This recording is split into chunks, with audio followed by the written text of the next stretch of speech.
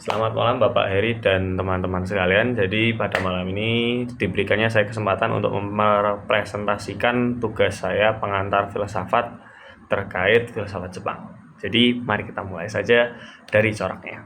Jadi dalam filsafat Jepang adanya suatu peleburan pada corak-coraknya di mana adanya suatu ciri khas tersendiri di dalamnya seperti sintesis budaya dan kemudian corak yang berfokus pada empirisme ataupun pengalaman dan juga intuisi serta adanya suatu bentuk harmonisme dan juga keterhubungan serta penolakan atau aksi penolakan terhadap dualitas.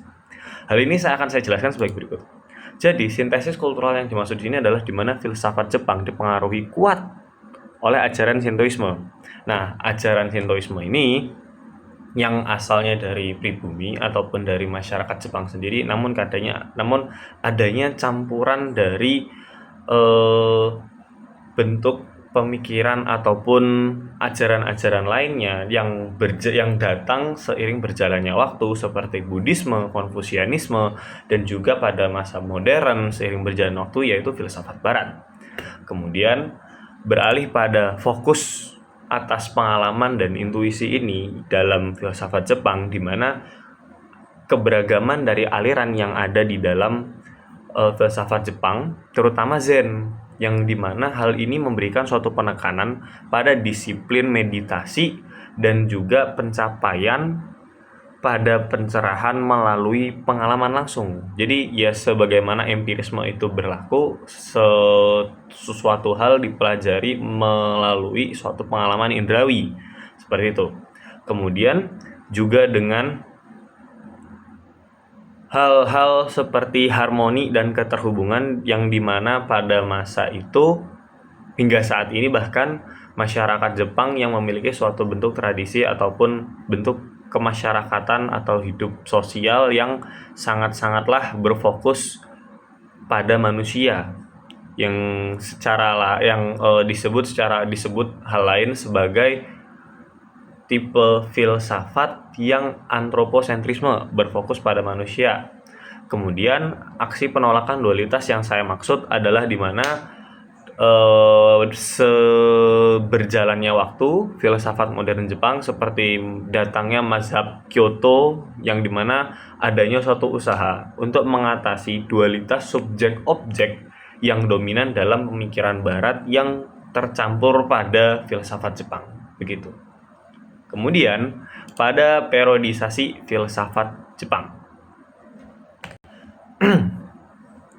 Pada periodisasi filsafat Jepang ini, sejarah dari filsafat Jepang itu terbagi menjadi beberapa bagian. Yaitu yang pertama adanya kuno dan abad pertengahan yang rentang waktunya sekitaran hingga abad ke-16. Kemudian adanya awal modern atau masa Edo dan Tokugawa yang berawal sejak tahun 1603 atau 1603 hingga 1868 atau 1868. Serta dilanjut lagi dengan periode modern dan kontemporer. Kontemporer ini berlangsung sejak 1868 sampai sekarang. Masing-masing tentunya memiliki suatu ciri khas tersendiri pada tiap masing-masing periodenya, di mana pada masa kuno dan abad pertengahan, pada saat itu dominasi itu sangatlah kuat pada Buddhisme yang datang dari Shingon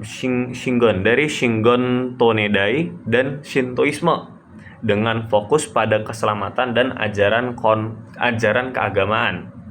Selain itu, bangkit kembalinya Konfusianisme ini bangkit kembalinya Konfusianisme atau non Konfusianisme ini adalah suatu bentuk dasar dari ajaran resmi keshogunan di Jepang pada masa itu, di mana adanya kemunculan Kokugaku, yaitu studi nasional sebagai suatu reaksi terhadap pengaruh asing. yang dimana seperti saya sebutkan tadi, sedemikian rupa waktu berjalan dan datangnya berbagai macam ajaran lainnya yang kemudian itu menjadi salah satu ciri khas dari corak filsafat Jepang, yaitu sintesis kultural tersebut. Kemudian ciri khas atau karakteristik utama dari zaman periode modern dan kontemporer adalah di mana adanya suatu introduksi penuh terkait filsafat barat, yang dimana itu terjadi pada zaman Meiji, di mana upaya sintesis timur barat yang didasari pada mazhab Kyoto itu menjadi suatu bentuk kritik terhadap rasionalisme barat dan menjadi suatu metode pencarian relevansi dalam dunia global. Jadi sebagaimana telah dikajinya suatu bentuk ajaran-ajaran yang sedemikian rupa masuk dalam suatu kategori periodisasi dalam kehidupan masyarakat Jepang yang juga mempelajari filsafat Jepang dengan berbagainya suatu ajaran yang tercampur aduk menjadi suatu bentuk ciri khas dalam corak filsafat Jepang, yaitu sintesis kultural, pada akhirnya dikenalkan penuh sebagai suatu ajaran yang lebih dikemukakan secara terbuka dengan bentuk akhir dalam suatu pemahaman ataupun penafsiran yang sesuai begitu. Kemudian lanjut kepada bagian selanjutnya, yaitu aliran pemikiran dan juga tokoh-tokoh. Jadi pada aliran pemikiran dan tokoh-tokoh ini terbaginya beberapa poin terkait aliran dan juga tokoh-tokoh ini, di mana aliran tersebut ada 5. Tokohnya ada beberapa, jadi setiap aliran ada tokohnya sendiri-sendiri. Jadi aliran itu ada 5, yaitu yang pertama ada Konfusianisme dan Neo-Konfusianisme. Hal ini dua aliran ini didasari oleh 2 tokoh, yaitu Fujiwara Seika dan juga Hayashi Razan. Nah, inti dari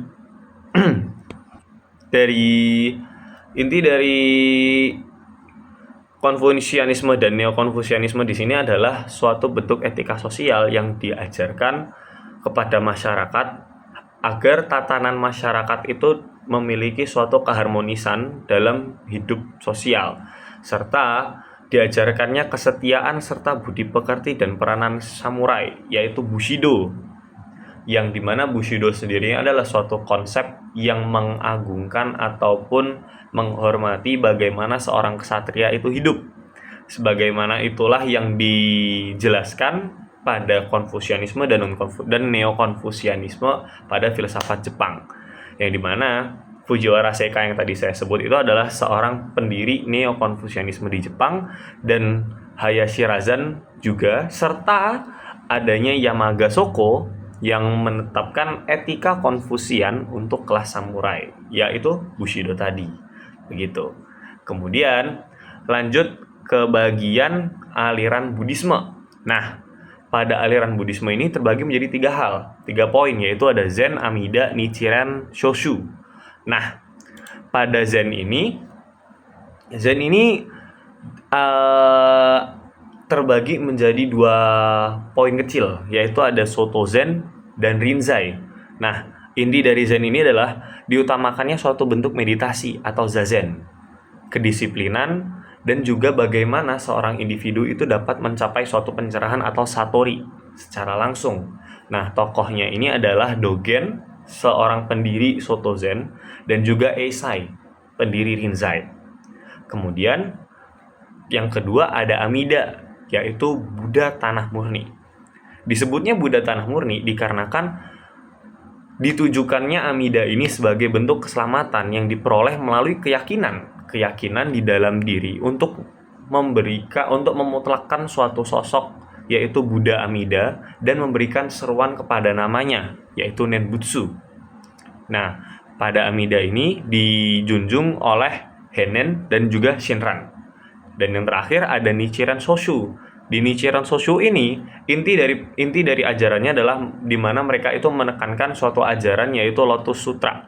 Lotus Sutra itu adalah suatu ajaran di mana mereka itu menolak sekte Buddha lain yang bersifat agresif dan juga patriotis. Nah, seperti yang bisa dilihat tokohnya adalah Nichiren. Kemudian ada Kokugaku yang dijunjung atau dikenalkan oleh Matsuri Norinaga. Nah, Matsuri Norinaga ini ia mengajarkan bahwa inti dari Kokugaku itu sendiri adalah suatu gerakan kebangkitan nasional. Gerakan kebangkitan nasional maksudnya gimana? Gerakan kebangkitan nasional di sini adalah di mana adanya suatu upaya untuk kembali ke cara kuno Jepang, di mana dikesampingkannya suatu pengaruh Cina, yaitu Konfusianisme dan Buddhisme, sehingga dapat dipulihkannya Shintoisme yang saya sebutkan tadi sebagai suatu ajaran yang pribumi ataupun berdasar pada suatu masyarakat kuno Jepang pada saat itu sebelum adanya sintesis kultural tersebut, yang dimana itu ingin dipulihkan dalam pergerakan itu dan demi mencapai suatu bentuk penghormatan kepada Kaisar Jepang gitu. Kemudian Mazhab Kyoto atau Kyoto-ha ini yang saya sebutkan tadi yang menjadi suatu dasaran dari yang saya jadikan suatu dasaran dari apa yang saya sebutkan tadi. Jadi, pada mazhab Kyoto atau Kyoto-ha ini diberikan suatu ajaran di mana diupayakan suatu bentuk sintesis antara tradisi timur terutama Buddhisme, Zen, dan filsafat barat yaitu fenomenologi dan juga eksistensialisme. Nah, konsep sentral dalam mazhab Kyoto adalah suatu bentuk tempat atau suatu konsep tempat atau bisa dibilang basho bahasa Jepangnya, atau kekosongan sunyata yang bersifat transidental imanen. Nah, kemudian pada poin akhir yaitu adanya filsuf modern awal. Filsuf modern awal ini membawakan suatu bentuk perkenalan dan juga penerjemahan seperti yang saya bilang tadi dalam periodisasi di akhir, di mana diterjemahkannya filsafat barat sehingga dapat dipahami, dipelajari dan juga diterapkan oleh para masyarakat Jepang dengan dialaminya tadi di sintesis kultural tersebut. Begitu, kurang lebih seperti itu. Jadi yang bisa saya sampaikan terkait presentasi malam ini. Terima kasih dan mohon maaf jika ada salah kata ataupun kekurangan dalam presentasi saya. Wassalamualaikum warahmatullahi wabarakatuh.